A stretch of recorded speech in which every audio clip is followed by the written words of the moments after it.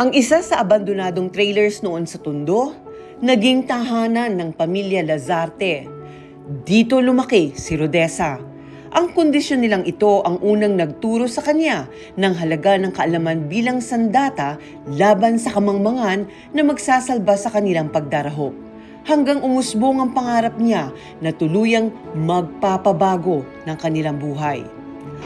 Dati pangarap ko lang siya kasi I came from a very humble home. Nakatira lang kami sa trailer ng mga abandonadong trailer sa Tondo. At doon ko nakita yung value ng education. Sabi ko, I will be a good teacher.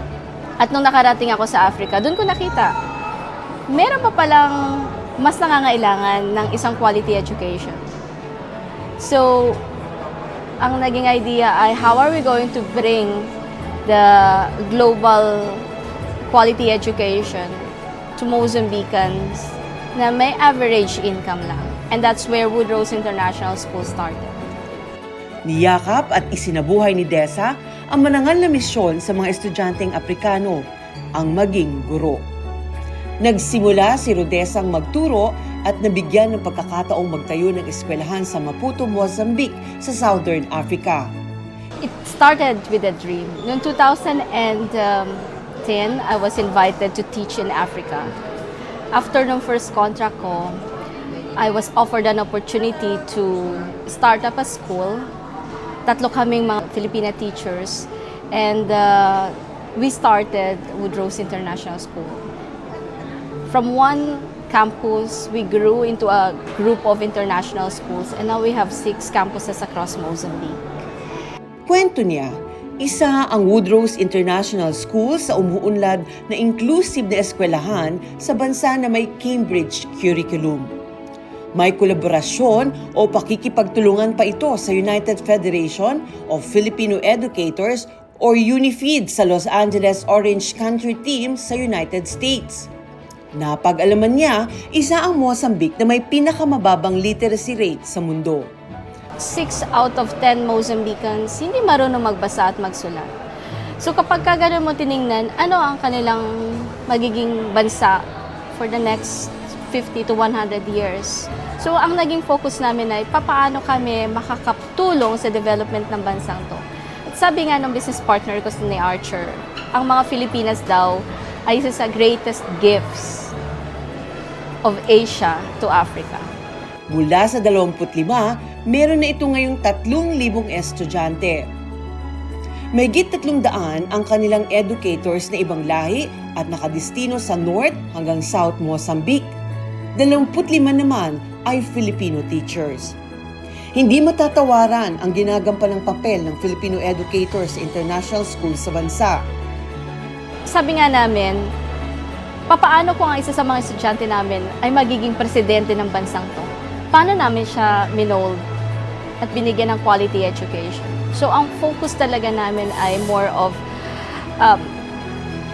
helping this country, not only the country but in the entire continent, to also be successful or developed in all aspects. Kasi sabi nga ni Nelson Mandela, education is the greatest weapon that you can use to change the society. So we really believe on that. Also, bakit nasa education sector kami? Sabi nga ni Victor Hugo, when you open a school, you close down a prison. Para mas lumawak pa ang kaalaman ng mga batang Mozambicans, nakakapagpadala pa siya ng scholars sa iba-ibang bansa.